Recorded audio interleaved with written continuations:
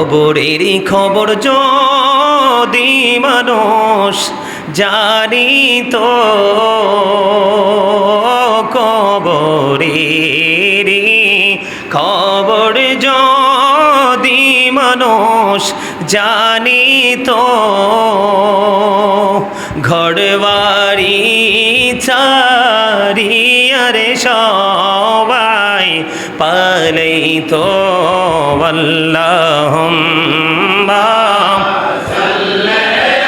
মাশাআল্লাহ মুহাম্মাদ ওয়া আলা আলি সাইয়্যিদানা মুহাম্মাদ ওয়া আলা আলি সাইয়্যিদানা মুহাম্মাদ।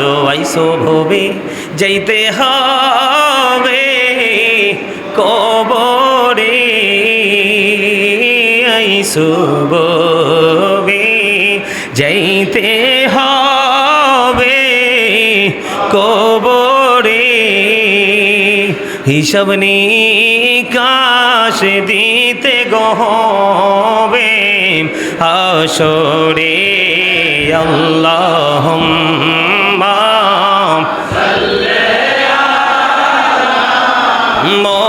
মুহাম্মাদ ওয়া আলা আলি সাইয়্যিদানা মুহাম্মাদ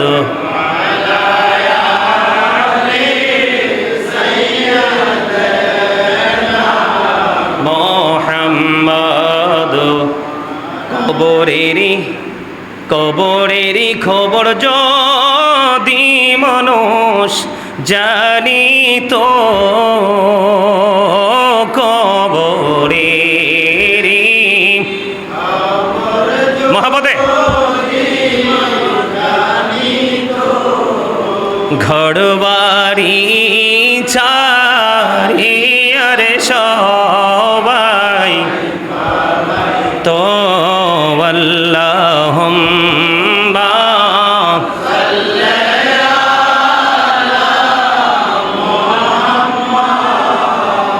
ওয়া আলা আলি সাইয়্যিদানা মুহাম্মাদ।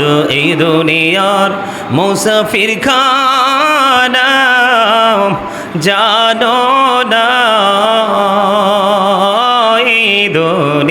দুনিয়ার মুসাফির খানা জানো না,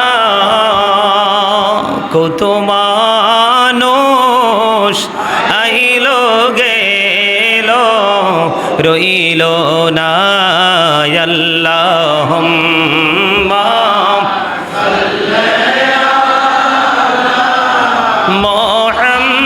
মুহাম্মাদ ওয়া আলা আলি সাইয়্যিদানা। জোরে জোরে বলেন না আলহামদুলিল্লাহ, আর জোরে বলেন আলহামদুলিল্লাহ। বন্ধুরে আমার, মা আয়েশা সিদ্দিকা রাদিয়াল্লাহু তাআলা আনহা থেকে হাদিস খানা বর্ণিত। আমি কবরের মর্যাদা, একজন ইমানদার যারা আমল নেই ইমান নেই কবরে যাবে তার মর্যাদা কত বেশি বোঝানোর জন্য বন্ধু বলছি। মা আয়েশা সিদ্দিকা রাদিয়াল্লাহু তাআলা আনহা থেকে হাদিস খানা বর্ণিত। আমার আপনার প্রাণের রাসূল তিনি বলে দিয়েছেন, বন্ধুরে আমার, একটা জীবিত মানুষের হাড় ভাঙা যেমন অন্যায়, একটা জীবিত মানুষের শরীরের অঙ্গ প্রত্যঙ্গ থেকে কোনো অঙ্গ প্রত্যঙ্গকে কেটে নেওয়া, ভেঙে ফেলা যেমন অপরাধ, অন্যায় বাংলাদেশের আইন অনুযায়ী, ঠিক কিনা বলেন? ঠিক এমনিভাবে কবরে যে লাশটাকে আপনি শুইয়ে দিয়ে এসেছেন, ওই কবরের লাশের হাড় ভাঙাও তেমন অপরাধ। এই দুনিয়ার বুকে যখন কোনো মানুষের হাড় আপনি ভেঙে দিবেন, মাথা আপনি কেটে দিবেন, তখন তার ওয়ারিশ আপনার বিরুদ্ধে মামলা করে দিবে। কিন্তু ইমানদার মুমিনের কবর খোঁড়ে, তার কবর থেকে যখন তাকে অসম্মান করে তার হাড় ছিনিয়ে নেওয়া হয় আর ভাঙা হয়, তখন এই অপরাধীর বিরুদ্ধে অটোই মামলা হয়ে যায়। রাসূল বলেছেন এটা জীবিত মানুষ মানুষের মতো অন্যায়। জোরে জোরে বলেন না একবার নাউজুবিল্লাহ। কিন্তু বন্ধু, এখানে একটা মজার বিষয় আছে। আমরা অনেক সময় মজা করে কবরবাসীর জন্য দোয়া করি কিনা? কথা বলেন না কেন? দোয়া করি কিনা? কোরআন খতম পড়াই, মিলাদ পড়াই, দাওয়াত দিই, ফকির মিসকিন বা আত্মীয় স্বজনকে খাওয়াই, মসজিদে দান করি, মাদ্রাসায় দান করি, সমাজে জন উন্নয়নমূলক কাজে দান করি। আমাদের সমাজের মধ্যে যারা পিছিয়ে পড়া মানুষ আছে, গরিব অসহায় মানুষ, আমরা তাদের জন্য দান করি। এখন বর্তমানে ও বন্ধু, দাড়ি টুপি পাগড়ি লেবাসে পরিপূর্ণ, কিন্তু পরিপূর্ণ কিতাব পড়ে সে পরিপূর্ণতা অর্জন করতে পারে নাই। তারা ফতোয়া দেয়, কেউ বলে বেদাত। নাউজুবিল্লাহ বলেন, আর জোরে বলেন না নাউজুবিল্লাহ। বন্ধুরে আমার, আপনি আপনার আপন প্রিয়জনের জন্য যাই করবেন তার উদ্দেশ্য করে সব কিছু তার জন্য হাদিয়া হিসাবে আমার আল্লাহ কবুল করবেন। শুধু হাদিয়া নয়, আমার রাসূল বলে দিয়েছেন দুনিয়া এবং দুনিয়ার মধ্যে যা কিছু আছে তার চাইতে উত্তম বলে বিবেচিত হয় যখন কোনো আপনজন তার প্রিয় কবরবাসীর জন্য যখন হাদিয়া পাঠায়, উপটকন পাঠায়। আমাদের দেশে বন্ধু কয়দিন আগে দেখলাম একটা ফতোয়া নিয়ে অনেক বেশি মাতামাতি হয়েছে।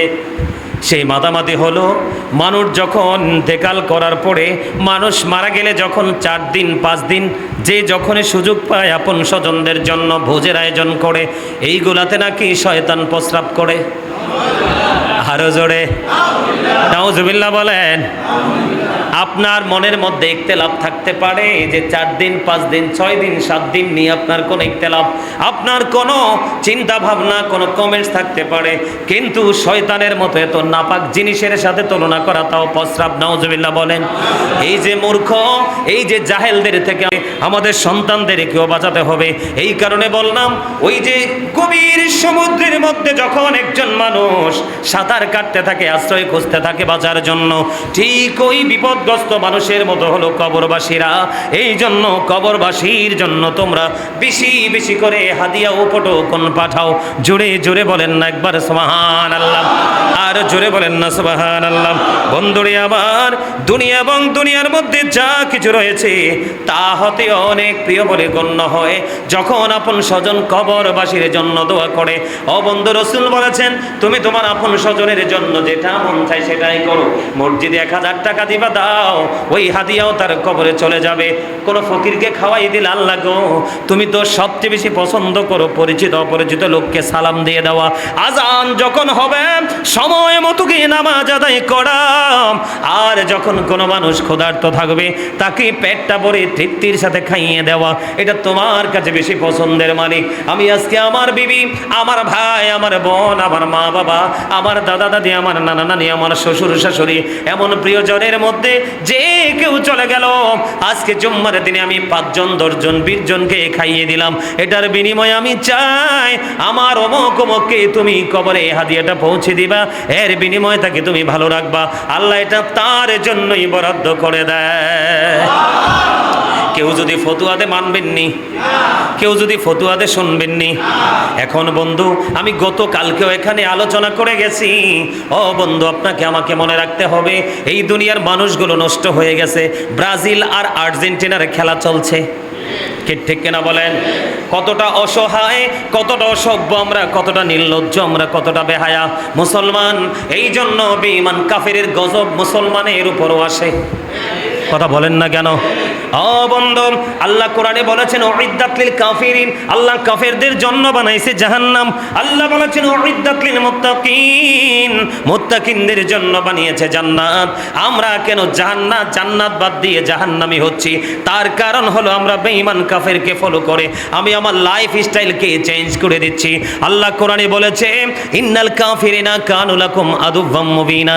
আল্লাহ বলেছেন বেঈমান কাফেরেরা মুসলমানের প্রকাশ্য শত্রু। জোরে জোরে কন্না নাউজুবিল্লাহ। তুমি যদি তোমার শত্রুর সাথে প্রেম করো, তুমি যদি তোমার শত্রুর সাথে সখ্যতা করে তোলো, তুমি যদি তোমার শত্রুর সাথে যদি বন্ধন তৈরি করো, তাহলে সেখান থেকে কখনোই তুমি ভালো রেজাল্ট আশা করতে পারো না।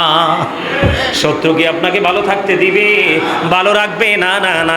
ঠিক তেমনি ভাবে গত 2 দিন আগে মনে হয় ব্রাজিল না আর্জেন্টিনার পতাকা টানা থেকে একটা ছেলে মারাও গেছে। এটার ঠিকানা বিনা হিসাবে জাহান্নাম। তার জাহান্নাম কেউ ঠেকাতে পারবে না। কারণ এই যে আর্জেন্টিনা এবং ব্রাজিল কি খেলা, খেলাটা কি? একটায় দেয় লাতি, আরেকটায় ধরে। কথা কয় না কেন? তাও বেশরম বেহায়া নির্লজ্জের মতো হাফ প্যান্ট পইরা। কথা কয় না কেন? এই মুসলমান, কান খুলে হৃদয় খুলে শোনো, চোখের জিনা হলো বন্ধ দেখা রে। বন্ধু, পুরুষ যখন হাফ প্যান্ট পরে তার দিকে তাকাইতে আরেকটা পুরুষের লজ্জা লাগে। কথা কয় না কেন? ও তাও কি ইহুদি নাসারারা বেঈমান কাফেরেরা ফুটবল খেলতেছে, ও বন্ধু তুমি তোমার পলকহীন দৃষ্টি দিয়ে তার দিকে তাকাই আছো এবং ওই খেলার জন্য তুমি ইনভেস্ট করতেছো। তোমার ঠিকানাও জাহান্নাম।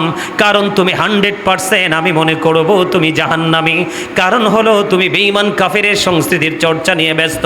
এই দিক দিয়ে আজান দিল, তোমার আজানের কোনো খবর নাই। গতকালকে জুম্মা শুরু হয়ে গেল, আসার সময় দেখলাম ইচ্ছে মতো গান বাজাচ্ছে। নাউজুবিল্লাহ। আরো জোরে বলেন, গান বাজায় কি বাজায় না? গতকালকে খবরে দেখলাম, গতকালকে খবরে এই খেলাকে ঘিরে কিছু এক শ্রেণীর নারী এবং পুরুষ তারা নাকি কমিটমেন্ট করেছে যে যৌন অবৈধ মিলামেশারও কমিটমেন্ট নিয়েছে। জোরে জোরে কন্যা নাউজুবিল্লাহ। যে হারবে ও বন্ধু সে ভোগের সামগ্রী হবে। নাউজুবিল্লাহ বলেন। এইগুলো দেখে দেখে মুসলমানের সন্তান কোনো কিছু করতে পারে না, অথচ জুম্মার দিন পবিত্র। ও বন্ধু আমার দিকে তাকান, মা ফাতেমা তিনি ছিলেন মুমিনাদের জান্নাতের সরদারিনী। রাসূল বলে দিয়েছেন ফাতেমা তো সাইয়্যিদাতু নিসাই আহলিল জান্নাহ। রাসূল বলে দিয়েছেন mother Fatema is the leader of females in জান্নাহ। এই পৃথিবীর বুকে যত মুমিনা, যত নারী আছে, ও বন্ধু বুড়া হোক বা জওয়ান হোক, তারা যদি মুমিনা হতে পারে, ঈমানকে যদি মজবুত রাখতে পারে, ওই মুমিনারা মা ফাতেমার নেতৃত্বে জান্নাতে যাবে। জোরে জোরে কন্যা সুবহানাল্লাহ। এই যে এখন ওয়াজের সাথে আরেকটা পয়েন্ট মনে হয়ে গেছে, বলবনি। আমাদের দেশে একটা বেয়াদব, একটা চরম পর্যায়ের একটা বেয়াদব আছে, শুধু প্রশ্নের জবাব দেয়, ঘোমটা দিয়ে থাকে। এই বেয়াদবের নাম আমি নিতে চাই না। কয়দিন আগে যথেষ্ট সমালোচনা হয়েছে। বেয়াদব বলেছে নবী নাকি 40 বছর পরে নবী হইছে। গত 2 দিন আগে, সম্ভবত 2 দিন আগে দেখলাম যথেষ্ট তুমুল সমালোচনা। সে বলতেছে মা ফাতেমাকে নাকি মা বলা যাবে না। নাউজুবিল্লাহ বলেন। আমি দলিল দিব না, শুধু আপনারা আপনাদের বিবেককে প্রশ্ন করেন, নবী এবং নবীর পরিবারকে দুনিয়ার সাধারণ জেনারেশনের মতো কথা বলেন না মতো। এটা হলো দুনিয়ার ফর্মালিটি। চাচি যদি হয় চাচির মেয়ে হবে বন্ধু বোন, চাচির ছেলে হবে ভাই। কথা কয় না কেন? কিন্তু দুনিয়ার হিসাব তো নবী এবং নবীর আওলাদের সাথে মিলাইলে হবে না। নবীর বিবিরা মুমিনের মা, এটা যেমন সত্য মা খাতুনে জান্নাত ফাতেমা মুমিনের মা। কারণ তুমি দুনিয়ার হিসাবের সাথে তাদের মর্যাদা কম্পেয়ার করার কোনো সুযোগ নাই, ঠিক কিনা বলেন? তা আপনি যদি মা ফাতেমাকে যদি মা না বলেন কি ডাকবেন? খালা, ফুফু, দাদি, বোন, এটা কি তাদের সাথে যায়? কথা বলেন না কেন? যায়নি, যায় না, যায় না। এই জন্য আবার কেউ কেউ বলে, একজন অন্যায় করলে আরেকজন যখন অনলাইনে জবাব দেয়, কয় হুজুররা কি শুরু করলো, তুমি এত বোকা কেন, তুমি সব বোঝো, কিন্তু এই জায়গায় আসলে তুমি কও হুজুররা মারামারি করছে। 73 দল হবে ও বন্ধু, এর মধ্যে 72 দল যাবে জাহান্নামে, মাত্র একটা মাত্র দল যাবে জান্নাতে। সেই দলের নাম হলো আহলুস সুন্নাত ওয়াল জামাত। কথা কয় না কেন? জান্নাত কি মামার বাড়ির গাছের পাকা কলা যে পাকলো টান দিয়ে নিয়ে আসলাম? নো, ঈমানকে আগে টেকসই করতে হবে। রাসূল এবং রাসূলের আহলে বাইতকে বিন্দু পরিমাণ সম্মান ক্ষুণ্ণ করলে তোমার ঠিকানা হবে জাহান্নাম। বন্ধুরে আমার, মা আয়েশা সিদ্দিকা রাদিয়াল্লাহু তাআলা আনহা, ওনার চাচা হামজা রাদিয়াল্লাহু তাআলা আনহুর কবর জুম্মার দিনে তিনি জিয়ারত করতেন। সুবহানাল্লাহ বলেন। আমরা কত পণ্ডিত, আমরা জুম্মার দিনে রাত হইলে আরে আজকে ছুটির দিন, গান বাদ্যযন্ত্র নিয়ে ব্যস্ত। নাউজুবিল্লাহ বলেন। গান বাদ্যযন্ত্র বিয়েতে মুসলমানিতে বাজানো হয়, এগুলো হলো কিয়ামতের আলামত। যত কিয়ামতের আলামত, কিয়ামত আসার যে যতগুলো আলামত আছে, এর মধ্যে আজকের 2টা জিনিস, একটা হলো মোল্লা। কথা কয় না কেন? দাড়ি, টুপি, পাগড়ি, জুব্বা সব ঠিক থাকবো, কিন্তু আসল জিনিস ঠিক নাই, ঈমান এবং আমল, এই দুটো জিনিস ঠিক নাই। নাউজুবিল্লাহ বলেন। তারা শুধু মন গড়া ফতোয়া দিয়ে সাধারণ মানুষকে বিভ্রান্ত করবে। আপনারা ওই মোল্লাদের কথা গ্রহণ করবেন না, তাইলে ঈমানও শেষ, আমলও শেষ, দুনিয়াও শেষ, আখিরাতও শেষ। আর এটার পাশাপাশি আরেকটা অভিশপ্ত কাজ হলো গান বাদ্যযন্ত্র। রাসূল বলেছেন, the music and musical instrument will be increase. গান বাদ্যযন্ত্র কিয়ামতের পরবক্ষণে বেড়ে যাবে, এটা কিয়ামতের আলামত। আপনি নামাজ পড়ছেন, রোজা রাখছেন, হজ করছেন, যাকাত দিয়েছেন, তারপরেও এগুলো আপনার কোনো কাজে লাগবে না। রাসূল বলেছেন, ওয়াইয়া সুমুন ওয়াইয়া হুজ্জুন ওয়াইউসাল্লুন। আপনি রোজা রেখেছেন, নামাজ পড়েছেন, হজ করেছেন, তারপরেও আপনার ঠিকানা হবে জাহান্নাম। কেন? কারণ আপনি গান বাদ্যযন্ত্র প্রেমিক হয়েছেন। আওয়াজ তুলে বলেন নাউজুবিল্লাহ। এদিকে তাকান, গানের আসরে যাওয়া পাপী লোকের কাজ। গানের আসরে যে কার কাজ? পাপী লোকের কাজ। মন দিয়ে গান শোনা ফাসেকদের কাজ। গান থেকে মজা নেওয়া কুফুরির অন্তর্ভুক্ত। আওয়াজ দিয়ে বলে নাউজুবিল্লাহ। আরো জোরে। গান শোনার পরে বলো ও ফ্যান্টাস্টিক। নাউজুবিল্লাহ কয় না দি? মানে হেতে এত মজা পাইছে, ফ্যান্টাস্টিক বললা দিছে। এই যে গান থেকে যে মজাটা নিল, এটা কুফুরির অন্তর্ভুক্ত। নাউজুবিল্লাহ বলেন। তো এই জন্য আমাদেরকে এই জিনিসগুলোর প্রতি গভীর খেয়াল রাখতে হবে। সম্মানিত উপস্থিতি, আমাদের দেশে জিয়ারত নিয়ে, মুসলমানের কবরকে সম্মান নিয়ে অনেক সমালোচনা আছে। তবে আহলে সুন্নাত ওয়াল জামাতের একটা নাখান্দা নরমাল একজন গোলামও কখনো নবীর আইনের বহির্ভূত কাজ করে না। ঠিক না বলেন? আরো জোরে বলেন। আপনার আমার মধ্যে গুনাহ থাকতে পারে, ত্রুটি থাকতে পারে, কিন্তু তারপরে আহলে সুন্নাত ওয়াল জামাত হলো জান্নাতি দল। সুবহানাল্লাহ বলেন। মা আয়েশা সিদ্দিকা রাদিয়াল্লাহু তাআলা আনহা গভীর রজনীতে, আজকে নবীজি মা আয়েশার বিছানায়, কিন্তু গভীর রজনীতে চেয়ে দেখে আমার রাসূল নাই। তিনি পাগল হয়ে গেলেন, আমার নবী কোথায় গেলেন? হাদিস শরীফের মধ্যে আসছে, তিনি ভাবতেছেন আমার রাসূল মনে হয় অন্য কোনো বিবির ঘরে চলে গেছে। সুবহানাল্লাহ বলেন না? তিনি ভাবতেছেন, কিন্তু না, তিনি খুঁজতে খুঁজতে খুঁজতে খুঁজতে তিনি গিয়ে দেখলেন আমার নবীজি জান্নাতুল বাকিতে জিয়ারত করতেছে। আরে যারা সুবহানাল্লাহ। আপনার আমার জিয়ারতের দরকার আছে না নাই? ধরেন অনেক সন্তান আছে না পৃথিবীতে, বাবাও ছিল, মাও ছিল, তাদেরকে আদর করতে পারে নাই, ভালোবাসতে পারে নাই, তারা যেমনটি চেয়েছিল ঠিক তেমনভাবে তার সেবা করতে পারে নাই। এখন সেই সন্তান কি করবে? রাসূল বলেছেন, তোমার বাবা মা দুজন চলে গেছে, অথবা একজন চলে গেছে, একজন দুনিয়াতে আছে। তোমরা আর কোনো দিন যদি না পারো, জুম্মার দিন জুম্মার নামাজ শেষে তাদের জিয়ারত করে দাও। আমার আল্লাহ তোমাকে পিতামাতার বাধ্য সন্তান হিসাবে কবুল করে নেবে। জোরে কন্যা সুবহানাল্লাহ। আমরা আপন স্বজনদের জন্য জিয়ারত করব তো? কথা বলেন। হাদিয়া পাঠাবো তো? শুধু আমরা না, সুন্নি জামাত, এই বাবা কঠোর সুন্নি, কিন্তু ছেলে হয়ে গেছে পথভ্রষ্ট। কিন্তু এটা কেন? কারণ বাবা তার দায়িত্ব সঠিকভাবে পালন করতে পারে নাই, সন্তানের দিকে নজর রাখতে পারে নাই।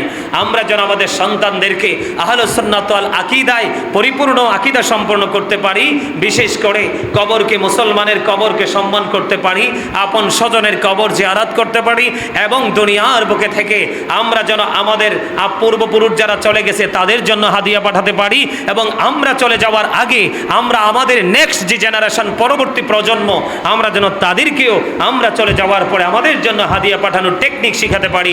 আল্লাহ যেন আমাদেরকে সেই বুঝ এবং তৌফিক দান করে। সকলে বলেন আমিন। এই বলে আমি আমার সংক্ষিপ্ত আলোচনা শেষ করেছি। আখিরি দাওয়ানা আনিল হামদুলিল্লাহি রাব্বিল আলামিন।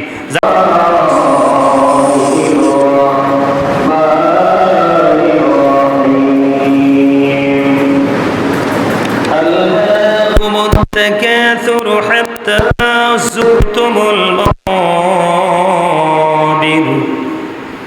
كلا سوف تعلمون ثم كلا سوف تعلمون صدق الله المولانا العظيم وصدق رسوله النبي الحبيب الكريم إن الله وملائكته يصلون على النبي يا أيها الذين آمنوا صلوا عليه وسلموا تسليما يا اللهم صل على مولانا محمد وعلى آل سيدنا محبته محمد اللهم صل على مولانا محمد وعلى آل سيدنا محمد দিবানিশি মনিরে আমার আর দেশে না রে যন্ত্রণা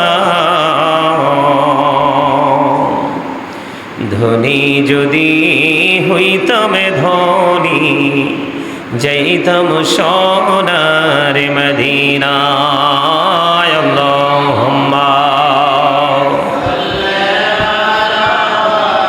সাইয়্যিদিনা মাওলানা মুহাম্মদ ওয়া আলা আলি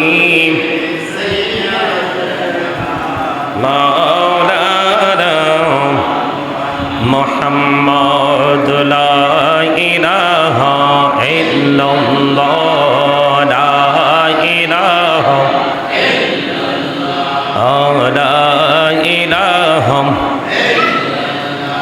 ইরে কত সুন্দরী মদিনা কেমনে যাব জানি না রে কত সুন্দর মদিনা কেমনে যাব জানি না রে দয়া করো দয়াল আল্লাহ দয়া করো নসিব করো মদিনা লা ইলাহা ইল্লাল্লাহ লা ইলাহা ইল্লাল্লাহ লা ইলাহা ইল্লাল্লাহ লা ইলাহা ইল্লাল্লাহ লা ইলাহা ইল্লাল্লাহ লা ইল্লাল্লাহ মুহাম্মাদুর রাসূলুল্লাহ সাল্লাল্লাহু আলাইহি ওয়াসাল্লাম আল্লাহ আল্লাহ আল্লাহ আল্লাহ আল্লাহ আল্লাহ আল্লাহ আল্লাহ আল্লাহ আল্লাহ পাগল পারা মনটা শুধু খুঁজে দিবানিশি কেমন করে বলবো গো দয়াল কেমন করে বলবো গো দয়াল তোমায় ভালোবাসি আল্লাহ আল্লাহ আল্লাহ আল্লাহ লা ইলাহা ইল্লাল্লাহ মুহাম্মাদুর রাসূলুল্লাহ সাল্লাল্লাহু আলাইহি ওয়াসাল্লাম। উপস্থিত সম্মানিত মুআজ্জাজ মুহতারাম, আসসালামু আলাইকুম ওয়া রাহমাতুল্লাহি ওয়া বারাকাতুহু। আমরা আল্লাহ রাব্বুল আলামিনের দরবারে লক্ষ কোটি শুকরিয়া জ্ঞাপন করছি যে মহান রাব্বুল আলামিন আজকে পবিত্র জুম্মার দিনে, দোয়া কবুলের দিনে, গুনাহ মাফের দিনে, রহমত বরকতের দিনে, মুমিনের ঈদের দিনে, গরিবের হজের দিনে আল্লাহ রাব্বুল আলামিন আমাদেরকে আল্লাহর ঘর জান্নাতের বাগান বাইতুল্লাহতে আসার বসার তৌফিক দিয়েছেন এবং আল্লাহর হাবিবের শানে কয়েক মর্তবা দরুদ ও সালাম এবং আল্লাহর জিকির করার তৌফিক আল্লাহ আমাদেরকে দিয়েছেন। সেই শুকরিয়া তার সকলে একবার পড়ুন আলহামদুলিল্লাহ, আর জোরে পড়ুন আলহামদুলিল্লাহ। সম্মানিত উপস্থিতি, আজকে আমি যে বিষয়টা নিয়ে আলোচনা করব সে আলোচ্য বিষয় হলো মুসলমানের কবর, ইমানদারদের কবর। এই কবরকে কিভাবে মূল্যায়ন করতে হবে, কবরকে নিয়ে কীভাবে ভাবতে হবে, কীভাবে কবর জিয়ারত করতে হবে সে বিষয় নিয়ে আলোচনা করব। কারণ বর্তমানে যতগুলো ফিতনার বিষয় আছে, যতগুলো বিষয় নিয়ে ফিতনাবাজি চলছে, এর মধ্যে একটা কবর জিয়ারতও আছে না? আপনাদের এলাকায় হয়তো বা নাই, কিন্তু বাংলাদেশের বিভিন্ন জায়গায় অনেক ধরনের ফিতনা আছে কবর জিয়ারত নিয়ে, কবরে বিচরণ নিয়ে। তো সেই বিষয়টা নিয়ে আমি আজকে একটু আলোচনা করব। প্রথমে শুকরিয়া জ্ঞাপন করছি আল্লাহ রাব্বুল আলামিনের দরবারে। আপনারা সকল একবার বলুন আলহামদুলিল্লাহ।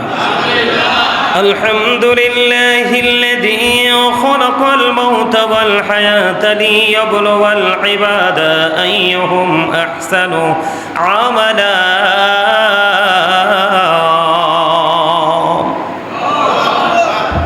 আল্লাহু আকবার। মজা হয় নাই? আমি না কইছি শুক্রবারের জন্য স্পেশাল শক্তি সঞ্চয় করে আসবেন, ইমানি শক্তি, ইমানি জজবা, ঠিক না? আর শুরুতেই যদি এত দুর্বল হন, শেষে তো খুঁজেই পাওয়া যাইতো না। কেউ ঠিক না? বা ঠিক? এই মানুষ কি শরীরের জোরে চলেনি, চলে ইমান আত্মার জোরে। ওইটা বেশি শক্ত স্ট্রং রাখতে হবে, ঠিক কিনা বলেন? শরীরটা যেদিকে যাক, কিন্তু ইমান যেন না যায়, ঠিক না বলেন? আরো জোরে, আরো জোরে। এতক্ষণে মোটামুটি হয়েছে, আলহামদুলিল্লাহ বলেন। সমস্ত প্রশংসা আল্লাহ রাব্বুল আলামিনের জন্য, যিনি মৃত্যু দিয়েছেন, জীবনকেও সৃষ্টি করেছেন। একবার বলেন, আর জোরে বলেন আল্লাহু আকবার। খালাকাল মাউতা ওয়াল হায়াত, যিনি মৃত্যু সৃষ্টি করেছেন, জীবনও সৃষ্টি করেছেন। জোরে জোরে কন্যা সুবহানাল্লাহ। সেই মালিক, সেই সত্তা, সে আপন প্রভুর দরবারে লক্ষ কোটি শুকরিয়া জ্ঞাপন করছে, ঠিক কিনা বলেন? আল্লাহ রাব্বুল আলামিন বলে দিয়েছেন, বন্ধু আপনাকে আমাকে জীবনটা কেন দিলেন, মৃত্যুটাও কেন দিলেন, এই দুইটার মধ্যে রহস্য কি? এত সুন্দর জীবন কেন দিলেন? আবার এই পৃথিবীর বুকে যত সৃষ্টি আছে, 18,000 মাখলুকাত, 80,000 আলম আছে, সকল কিছুর মধ্যে আল্লাহ রাব্বুল আলামিন পবিত্র কালামে হাকিমে সূরা 3 বলেছেন, লাকাদ খালাকনাল ইনসানা ফি আহসানি তাকওয়িম।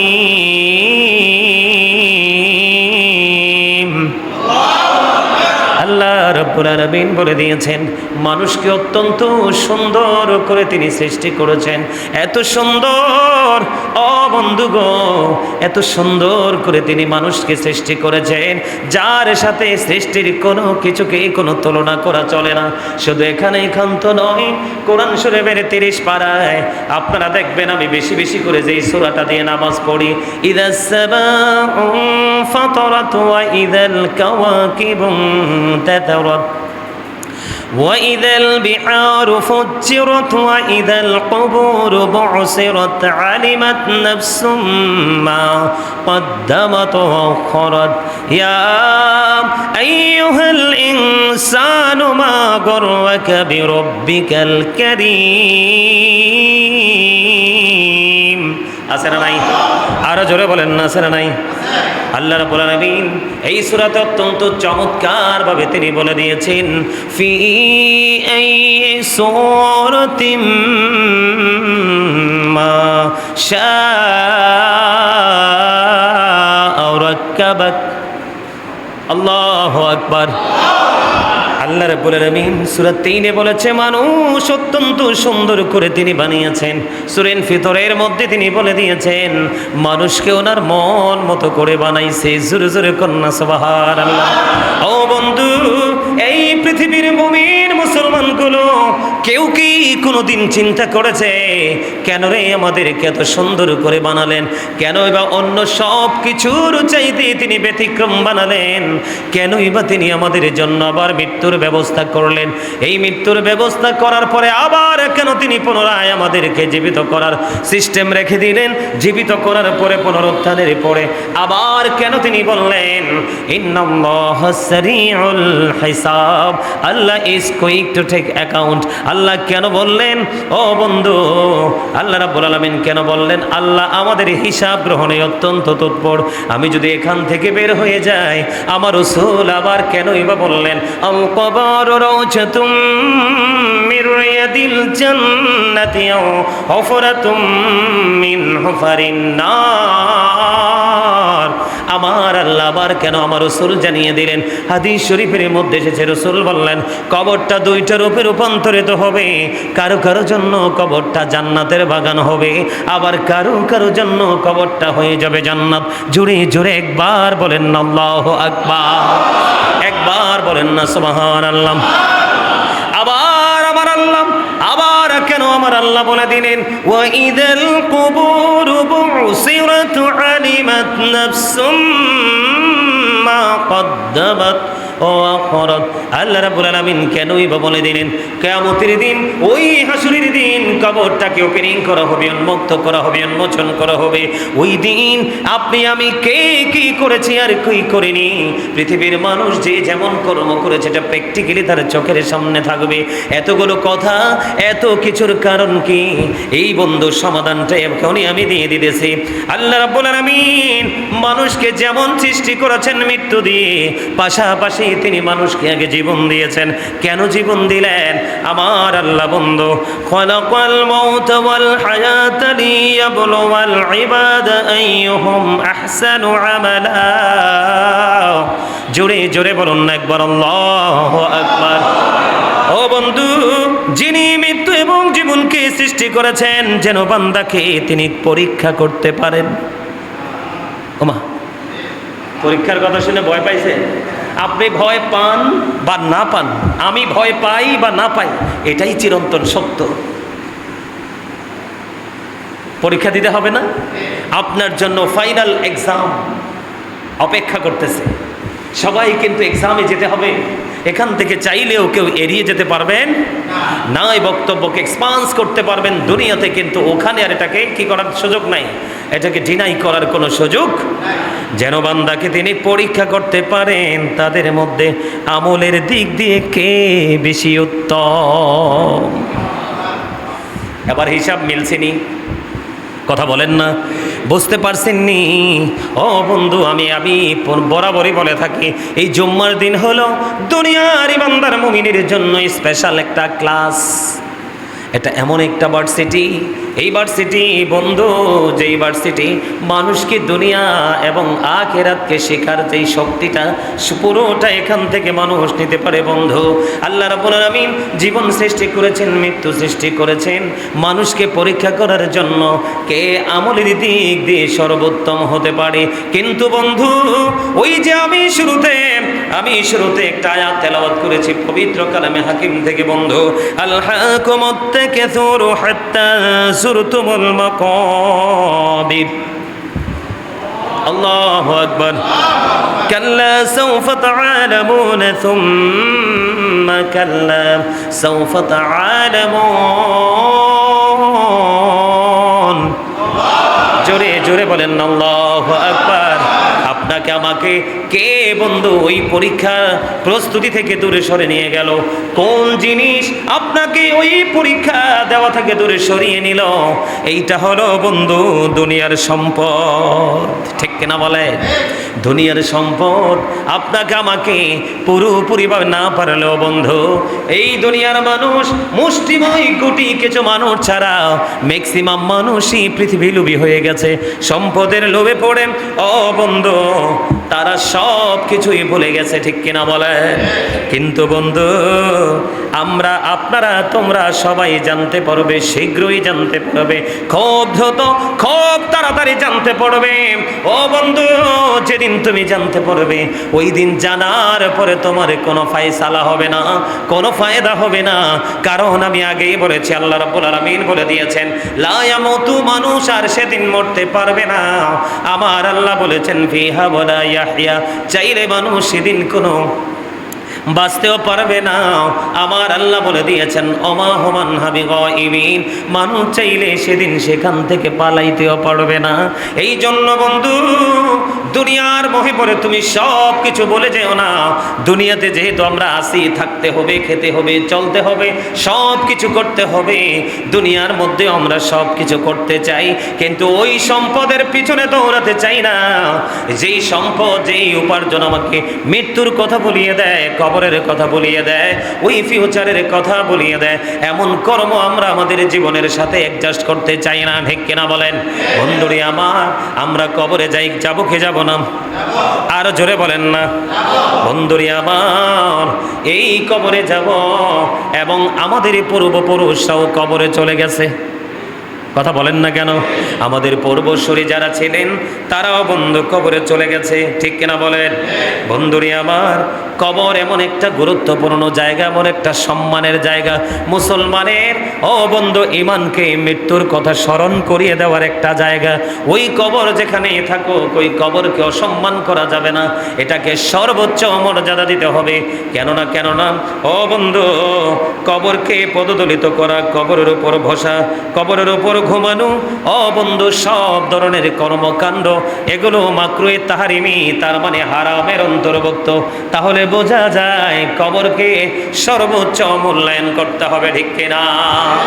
আমরা কি করিনি? এলাকায় ধরেন গাছের নিচে একটা কবরস্থান আছে, কিছু অসভ্য মহিলা আছে বন্ধু, তারা কোনো কিছুর পরোয়া করে না, ঝাড়ু নিয়ে চলে যায়, কবর থেকে পাতা কুড়াই নিয়ে আসে। আছে না নাই? কেন করে? কারণ কেউ ইচ্ছে করে, আর ম্যাক্সিমাম লোকই জানে না কবর যে কত দামি। বলে হুজুর কেন? কবরের পাশে দিয়ে যখন কোনো মানুষ যায়, পরিচিত যদি হয়, আপনি যদি সালাম দেন, আসসালামু আলাইকুম ইয়াহলাল কবর, সালাম দিতে হয় কি হয় না? কথা বলেন না কেন? যদি সে আপনার পরিচিত হয়, তারপরেও সে আপনার সালামের জবাব সালামের শুনতে পায়, ও বন্ধু।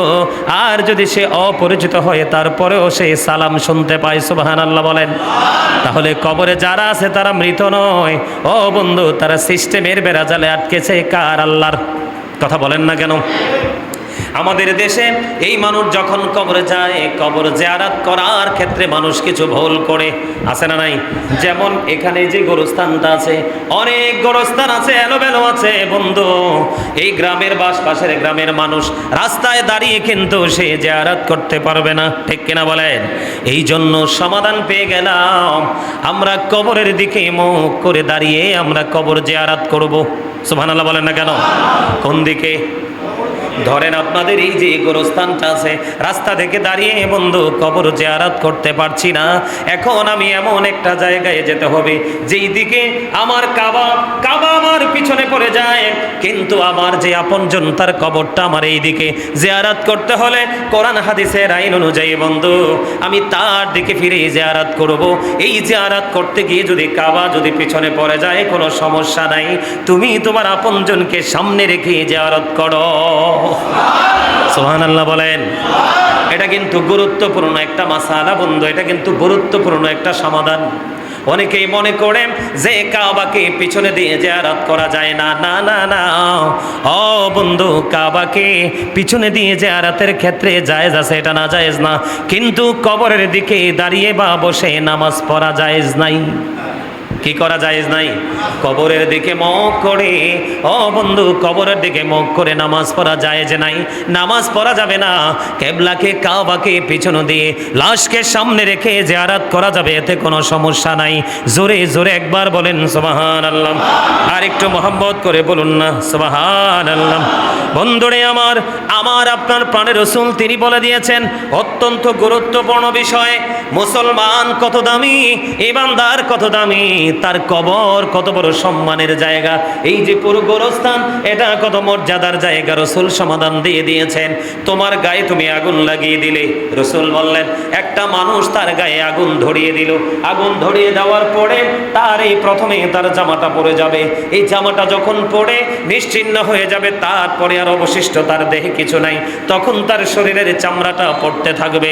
আমার আপনার প্রাণের রাসূল তিনি বন্ধু জানিয়ে দিয়েছেন, তুমি একটা মানুষের গায়ে আগুন লাগিয়ে দেওয়া, তার এই কাপড় পরে যাওয়া, কাপড় পরে ছাই হওয়ার পরে তার শরীরের অঙ্গ প্রত্যঙ্গ পরে যাওয়া, এটা তার জন্য অনেক উত্তম একটা কবরের উপরে, মুসলমানের ইমানদারের কবরের উপরে বসার চাইতে। হিসাব বুঝেন নাই আপনারা? সুবহানাল্লাহর ধরনে মনে হয়েছে ওয়াজটাই বুঝেন নাই। তার মানে মুসলমান যে কত দামি, তার কবরকে কিভাবে মূল্যায়ন করতে হবে সেটা বোঝানোর জন্য আমি আপনাদেরকে বলছি। আপনার গায়ে নিজের গায়ে নিজে আগুন ধরিয়ে দিলেন, আগুনে চামড়া, শরীরের পোশাক পরে গেছে, চামড়া পরে গেছে, এটা আপনার জন্য অনেক বেটার একটা ইমানদার, একটা মুসলমানের কবরের উপরে বসার চাইতে। বুঝতে পারছেন এবার? আরো ধরে বলেন। তার মানে আপনার মন চাইলে আপনার গায়ে আপনি আগুন লাগাইয়া দেন, পোড়াইয়া ফেলেন, তারপরেও মুসলমানের গায়ে কবরের উপরে বসার, মুসলমানের কবরকে অসম্মান করার কোনো অধিকার নেই। সেই কবরের কথা বললে অনেকেই মানে বোকা মানুষের মতো অনেকেই রাগ করে, কিন্তু সে বোঝে না কাল বাদে পরশু তারও কবরের ঠিকানা আছে। কথা বলেন না কেন? আরে জোরে। তাহলে এই কবরকে নিয়ে আমাদের সম্মান করা দরকার আছে না নাই? কবরেরই খবর যদি মানুষ জানিত, কবরেরই খবর যদি মানুষ জানিত, ঘরবাড়ি চারিয়ারে সবাই পালাইতো। আল্লাহুম্মা মাশাআল্লাহ মুহাম্মাদ ওয়া আলা আলি সাইয়্যিদানা মুহাম্মাদ ওয়া আলা আলি সাইয়্যিদানা মুহাম্মাদ। ওয়াইসো ভবে যাইতে হবে কবরে, আইসো ভবে যাইতে হবে কবরে, হিসাব নিকাশ দিতে গহবে হাসরে। আল্লাহুম্মা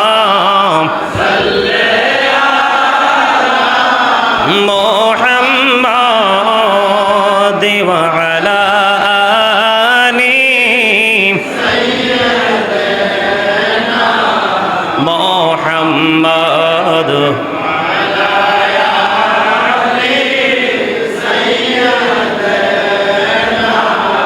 মুহাম্মাদ। কবরেরই খবর যদি মানুষ জানিত, কবরেরই মহাবতে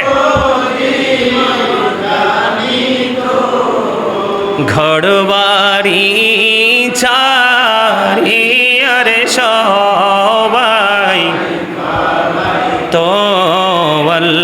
আল্লাহুম্মা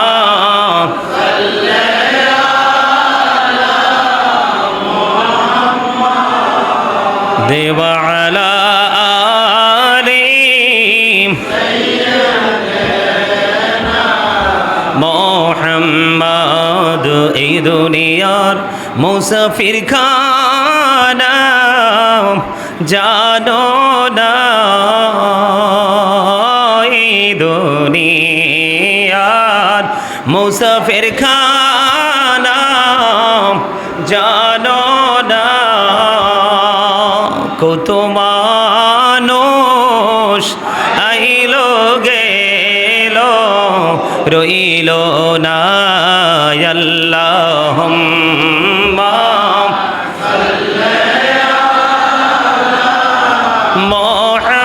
মুহাম্মাদ ওয়া আলা আলি সাইয়্যিদানা। জোরে জোরে বলেন না আলহামদুলিল্লাহ। আর জোরে বলেন আলহামদুলিল্লাহ। বন্ধুরে আমার, মা আয়েশা সিদ্দিকা রাদিয়াল্লাহু তাআলা আনহা থেকে হাদিস খানা বর্ণিত।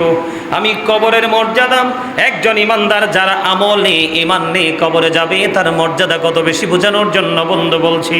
মা আয়েশা সিদ্দিকা রাদিয়াল্লাহু তাআলা আনহা থেকে হাদিস খানা বর্ণিত।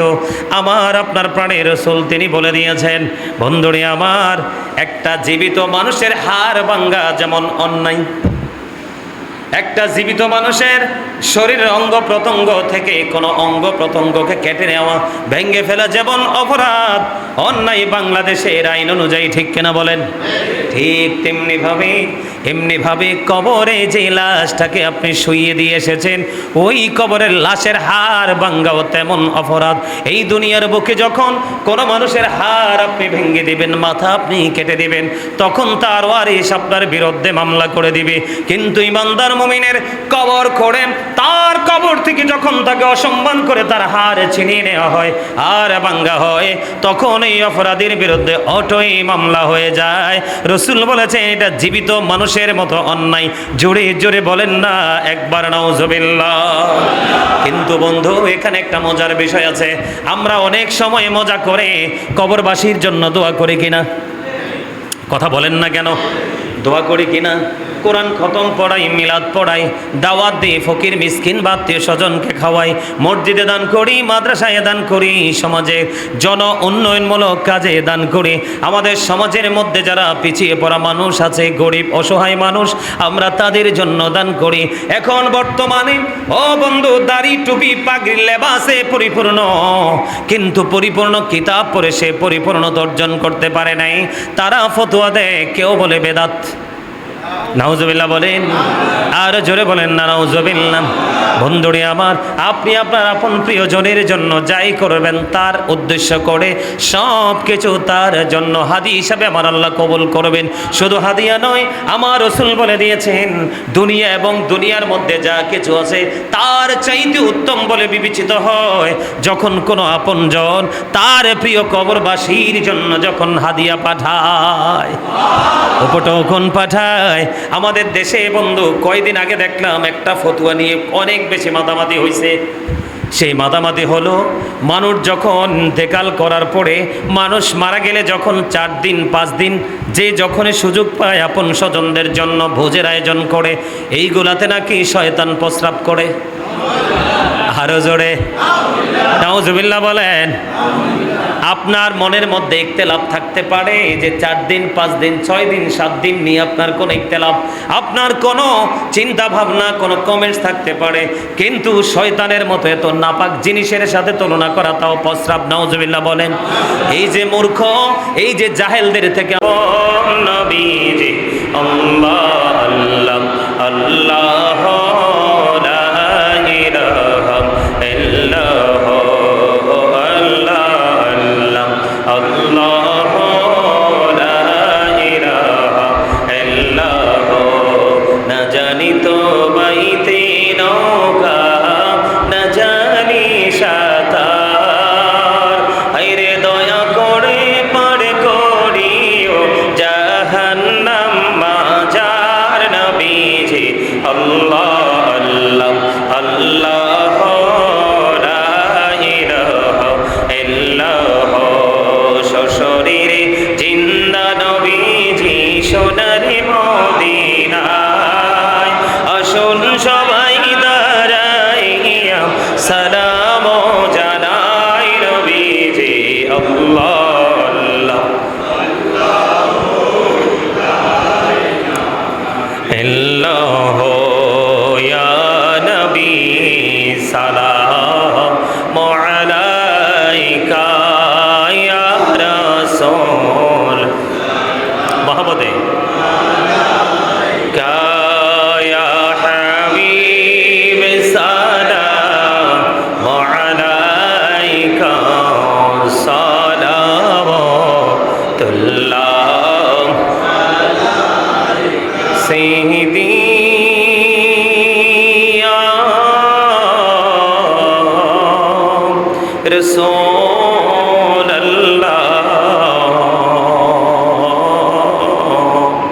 ওয়া হাবিবাল্লাহ,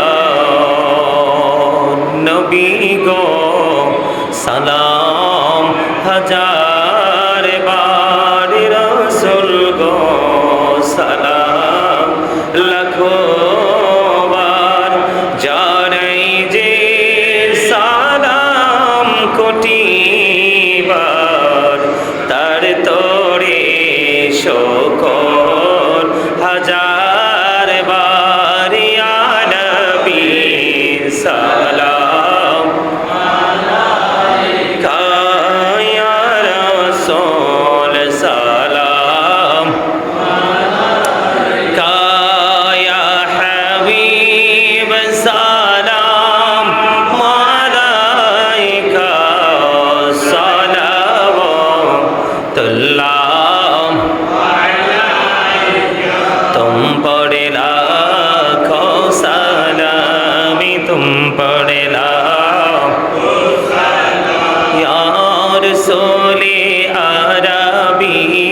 तुम पढ़ लाखों सलामी तुम पढ़ लाखों अरश पे मेरा जीवानी तुम पढ़ लाखों सलामी तुम पढ़ लाखों या रहमतल लिल आलामीन तुम पढ़ लाखों सलामी तुम पढ़ लाखों या पाक पंजातान तुम पढ़ लाखों सलामी तुम पढ़ लाखों या गौसल आजम दस्तगीर तुम पढ़ लाखों सलामी तुम पढ़ लाखों या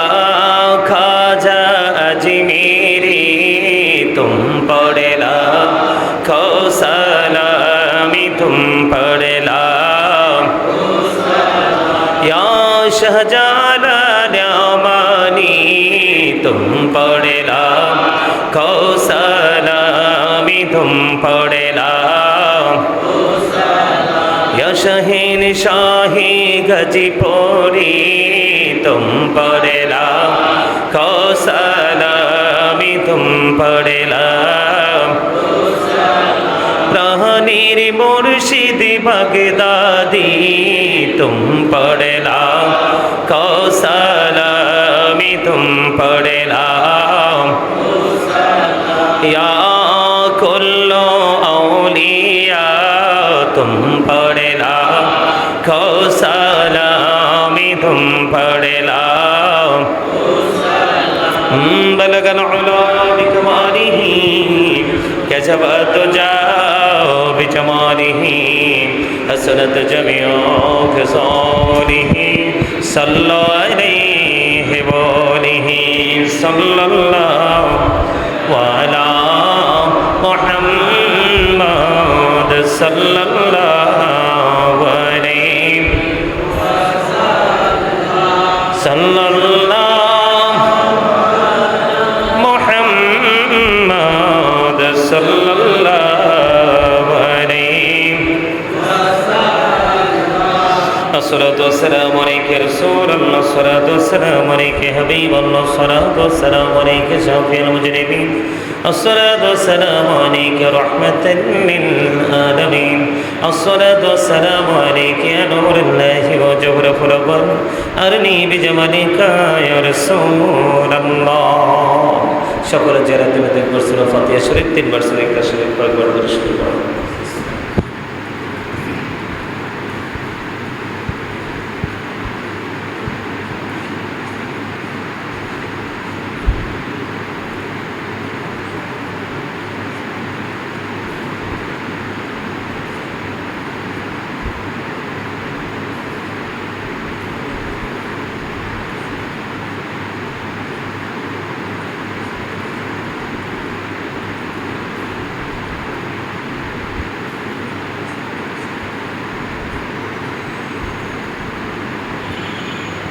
اللهم آمين ربنا ظلمنا أنفسنا وإن لم تغفر لنا وترحمنا لنكونن من الخاسرين ربنا فاغفر لنا ذنوبنا وكفر عنا سيئاتنا وتوفنا مع الأبرار إلهي تو طبيب أولاد وهي ماي मरीज दर्द दिल आशिकी कमर जे काफी तेरी ही दीदारो है इलाही बाकी बनी फातिमा के बरकौली ईमान को नाम खातिमा अल्लाहुम्मा वरजुकना जरतन नबी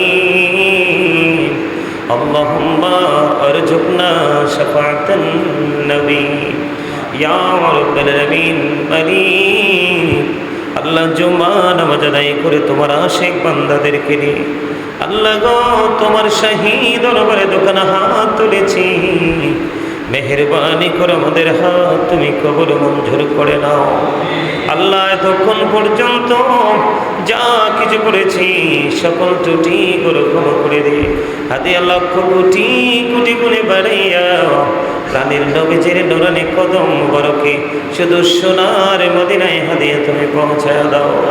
জান্নাতুল বাকি জান্নাতুল মুআল্লায় হাদিয়া তুমি পৌঁছায় দাও। আল্লাহ সাহাবাই কেরাম থেকে ধরে অন্ত পর্যন্ত আমাদের যারা যারা প্রাণ মুর্শিদ আপন স্বজন দাদা দাদি নানা নানি শ্বশুর শাশুড়ি ভাই বোন স্বজন যারা হারিয়েছি তাদের প্রত্যেকের বরকতময় কদমে হাদিয়া তুমি পৌঁছায় দাও। অগমানিক ভোল ছাড়া পৃথিবীতে কে আছে জানি না। আল্লাহ এত ভুলের মাঝে অত ত্রুটির মাঝে আমরা সবাদি তুমি আমাদেরকে ক্ষমা করে দিয়েছ আল্লাহ। অমানিক আমাদেরকে তুমি কবুল ও মঞ্জুর করে নাও। আমাদেরকে তুমি নেক হায়াত বাড়িয়ে দাও। শারীরিক মানসিক সুস্থতা তুমি দান করে দাও। সকাল অবনটন তুমি দূর করে দাও। সকল প্রতিকূলতাকে কাটিয়ে আল্লাহ অনুকূল পরিবেশে আসার তৌফিক তুমি দান করে দাও। আল্লাহ আমাদেরকে 5 ওয়াক্ত নামাজ পড়ার তৌফিক তুমি দান করে দাও। হালাল পথে রোজগার করার তৌফিক তুমি দান করে দাও। যাদের মা বাবা দুনিয়ায় বেঁচে আছে তাদেরকে সর্বোচ্চ সম্মান দিয়ে পথ চলার তৌফিক তুমি দান করে দাও।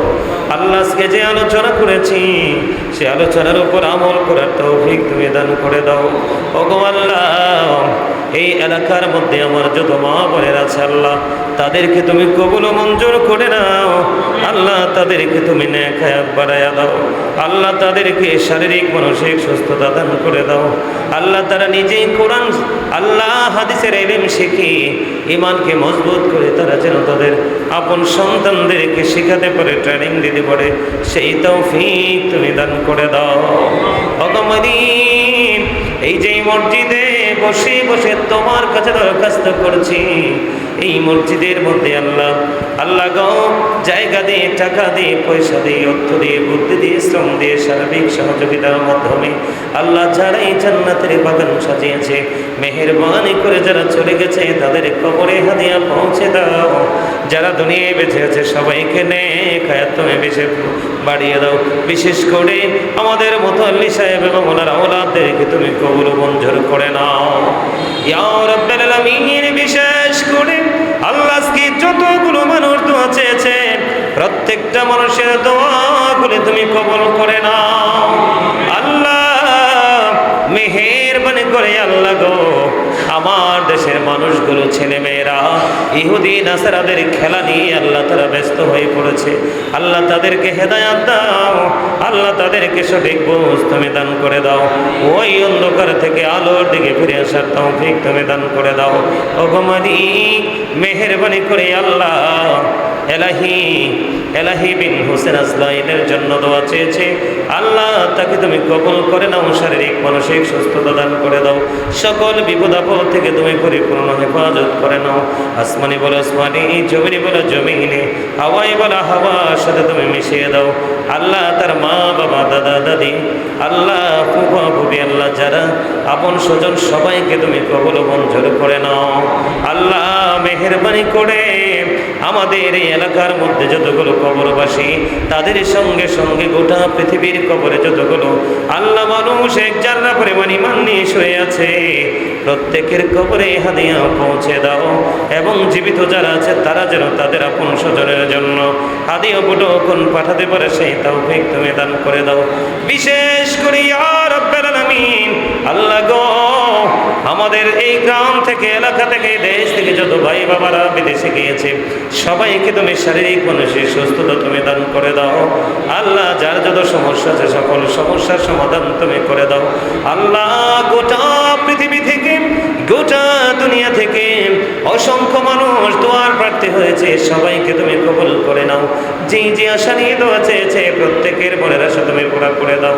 রব্বি রহমহুমা কামা রব্বায়ানি সগীরা রব্বি রহমহুমা কামা রব্বায়ানি সগীরা। মরার আগে সোনার মদিনা তুমি দেখাইও। মৃত্যুর দশার আগে জীবনের গুনাহগুলো তুমি মাফ করে দিও। যেদিন আখির বিছানায় শৈব মালিক ওই কঠিন বিপদের দিনে প্রাণের নবীজির নুরানি চেহারা মোবারক দেখায়া দেখাইয়া আমাদের প্রত্যেকের জবানি ও কলবে জারি করে দিও মধুর কালিমাটুকু লা ইলাহা ইল্লাল্লাহু মুহাম্মাদুর রাসূলুল্লাহ।